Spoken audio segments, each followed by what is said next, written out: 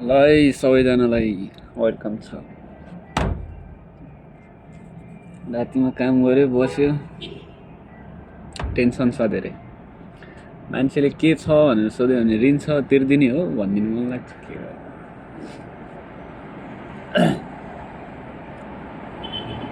विदेश आएको नि 17-18 महिना भयो। दुखलाई टेन्सन निन्द्रै लाग्दैन। समस्यामा छु, निस्किन टाइम लाग्छ भन्दा नि निस्किन्न पनि होला सायद म हैन। मान्छेलाई एउटा सर्कलले समातिसकेपछि चाहिँ अलिकति गाह्रै हुन्छ। हेर्दै बुढो भइयो, उमेर ढल्कियो, यस्तै छ। सबै नजिकको मान्छेहरू टाढा टाढा हुँदै गयो। आफन्तहरू नामको मात्रै भनौँ न हैन। हुन त सबलाई आफ्नो समस्या आफ्नो ठाउँमा हुन्छ। सबैले वास्तै गर्नुपर्छ भन्ने छैन। लाइफ हो, आफ्नो तरिकाले जिउनु पर्छ। देश जहिले पनि डिसिजन चाहिँ सही लिनुपर्छ हैन।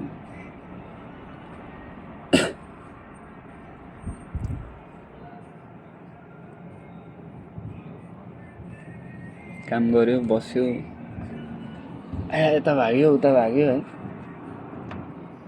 दुब्लाएर हड्डी मात्रै भयो। यो त नमुना अझै कति दुब्लाउन बाँकी नै छ हैन। हैया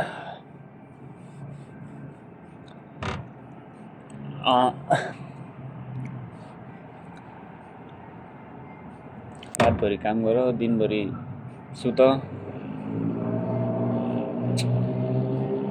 अनि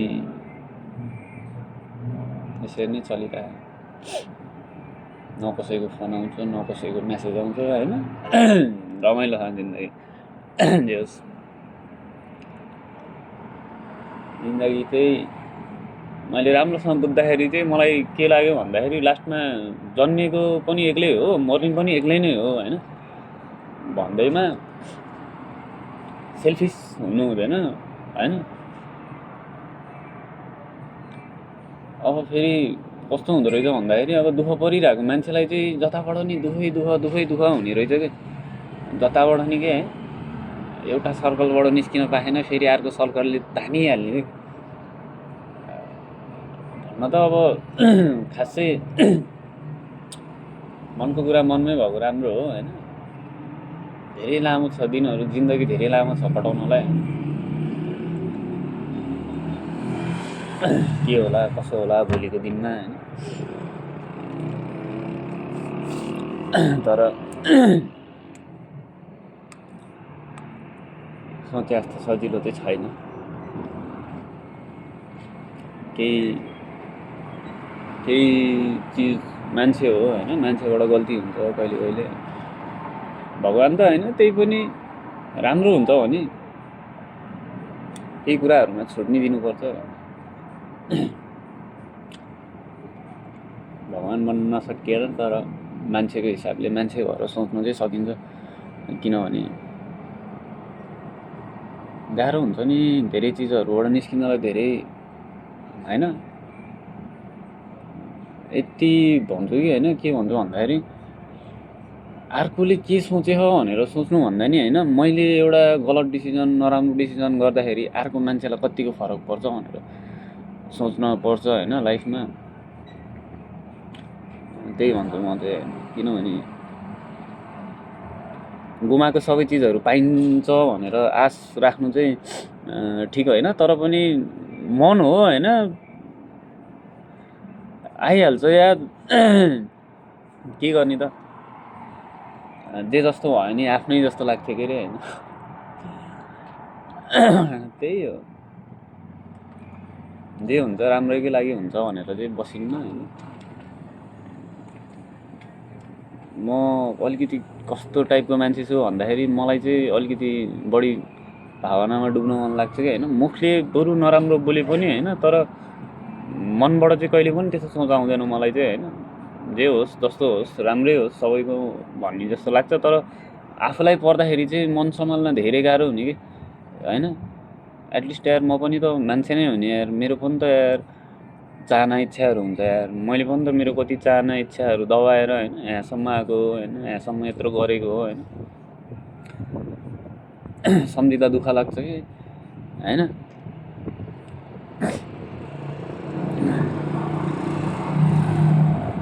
यस्तै छ, भनौँ पनि कसलाई भनौँ होइन, कसलाई भन्न जाम कसलाई सुनाउन जाम जस्तो लाग्छ कि होइन। मलाई जिन्दगीभरि यही कुराले नै पिरोली राख्छ जस्तो लाग्छ कि मलाई चाहिँ होइन। म लाइफमा कहिले पनि खासै त्यस्तो लाइफमा खुसी भएको त्यस्तो मोमेन्ट त छैन। तर अलिअलि चाहिँ कस्तो लाग्छ भन्दाखेरि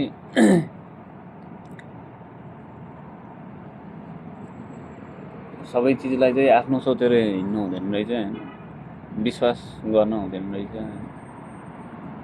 बिस्तारै सिकिन्छ, बिस्तारै सिकिन्छ होइन। मान्छेलाई गल्ती गरेपछि पछुतो पनि पर्छ। अब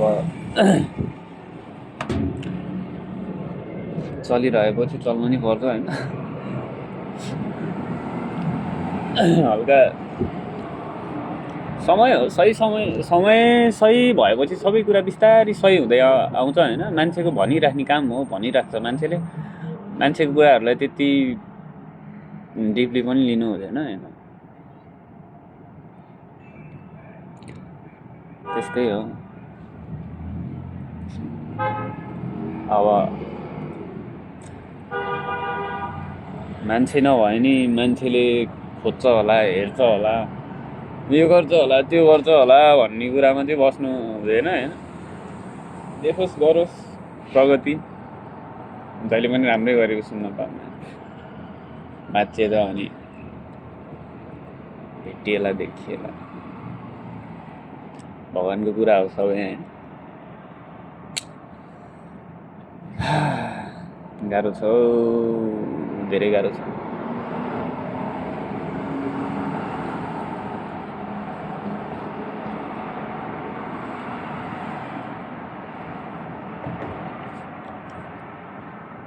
चाहिँ खासै त्यस्तो पनि केही पनि छैन। जस मनको बागले भन्दा मनको बागले खायो भने चाहिँ मान्छेलाई धेरै असर पर्छ। अलिकति लाइफमा आफूलाई बुझ्ने भन्दा पनि आफूले आफूलाई बुझ्ने भन्दा नि आफूलाई चाहिँ बुझिदिनेको जरुरत हुन्छ है। हरेक कुराहरू आफूले बुझाउन खोजेर नि हुँदैन र होइन, अर्को मान्छेले बुझ्ने हुनुपर्छ कि तब लाइफ चाहिँ अलिकति सही हुन्छ, सहज हुन्छ, सहज तरिकाले जिन सकिन्छ। कि माया प्रेमको चक्कर भनेको चाहिँ यस्तो हो होइन कि एकतर्फीको डिसिजनले धेरै गाह्रो हुन्छ क्या। एकतर्फी डिसिजन भनेको त्यो सबैभन्दा नराम्रो चिज हो। मान्छे मर्दैन यार, मान्छे मर्छ नि, यत्तिकै मर्छ यार। कम गाह्रो हुन्छ सहनलाई, सहन धेरै गाह्रो हुन्छ कि। सहन शक्ति हुनुपर्छ कि मान्छेमा कि होइन, मात्र भने त गाह्रो छ। मान्छेले देख्दाखेरि हाँसेर के गर्ने भनेको मनमा आफ्नो मान्छेको पिर हुन्छ, दुःख हुन्छ, व्यथा हुन्छ छुट्टा छुट्टै। हुन त सबैको आफ्नो छुट्टै छुट्टै हुन्छ होइन, दुःख पिर व्यथा सबलाई हुन्छ। मलाई मात्रै पनि भन्न खोजेको होइन, सबलाई हुन्छ कि।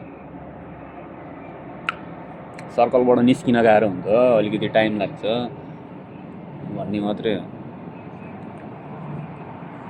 गर्नै पर्यो, फर्किन नमिल्ने एक्लो जिन्दगीमा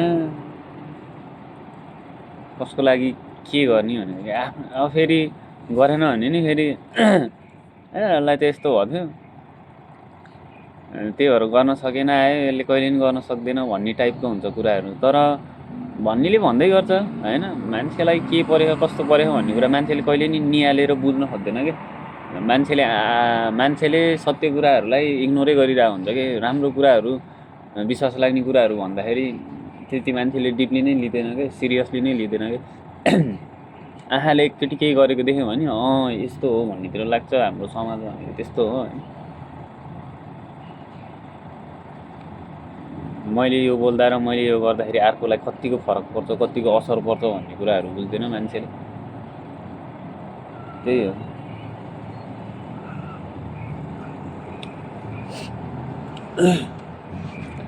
गाह्रो छ, सोचेको जस्तो छैन।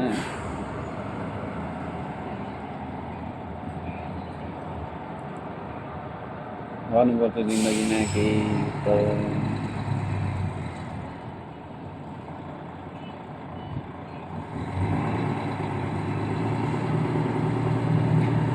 आधाउधी गर्दाखेरि ती 26-27 वर्षको उमेरको भयो होइन, 26-27-28 भयो होला सायद। बाँकी जिन्दगी कसरी कट्छ होला जस्तो लाग्छ। यो त्यो यस्तो त्यस्तो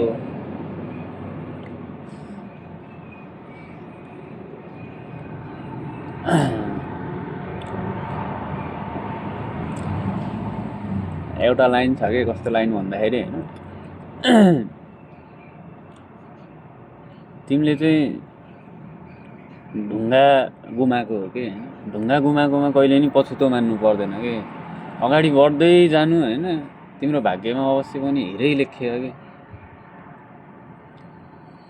मान्छे चिन्न भुल हुन्छ होला, मान्छे चिन्न भुल भयो होला होइन, जिन्दगीमा पछुतो मान्न हुँदैन होइन।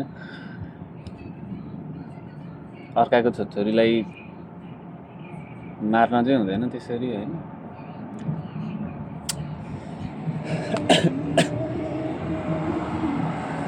बाँकी भनेको जिन्दगी राडै बस्ने फाँडै खाने जस्तो भइरह होइन। अब सिचुएसनै त्यस्तै छ भनौँ न होइन। अब कथाले मागेपछि चाहिँ के गर्नुपर्छ भन्दाखेरि, कथाले मागेपछि चाहिँ जस्तो जस्तो बग्छ त्यस्तै त्यस्तै बग्दै जानु पर्ने रहेछ कि। अब अगाडि बग्न खोजेर नहुने, पछाडितिरबाट बग्न खोज्यो भनेर नहुने कि होइन। जे होस् बिस्तारै दिनले माग्छ होइन, मान्छे त्यही हिसाबले चल्नुपर्छ कि। अहिले बाहिर छ अरूको अन्डरमा कि, पहिला सानो थिएँ आमा बाउको अन्डरमा, अलिकति ठुलो भइयो, अब जिम्मेवारी थपिँदै गयो, बुझिँदै गइयो त्यही चिजको अन्डरमा होइन। अहिले बाहिर आइयो अरूको अन्डरमा होइन, आफ्नो हिसाबले त कहिले बाँच्नै पाइएन कि।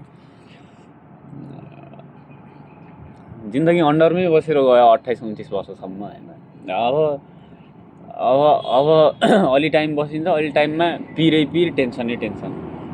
अब मेरो पिर फेरि अरूलाई बोकिदिनु ल त्यस्तो भन्न नि खोजेको होइन फेरि होइन। मान्छेको मनमा लागेको कुरा चाहिँ ट्याक्क भन्न सक्नुपर्छ जस्तो लाग्छ मलाई चाहिँ होइन। कुरा दुईजनाकै हुनुपर्छ, सिधा कुरा चाहिँ दुईजनाकै हुनुपर्छ कि। एकजनाको मात्रै कुरा सुनेर डिसिजन लिनु हुँदैन होइन।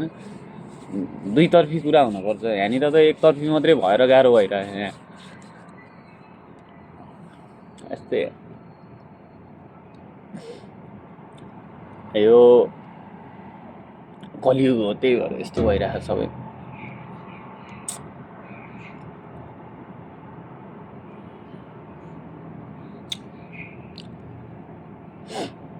मरिरहेको दिनदिनै।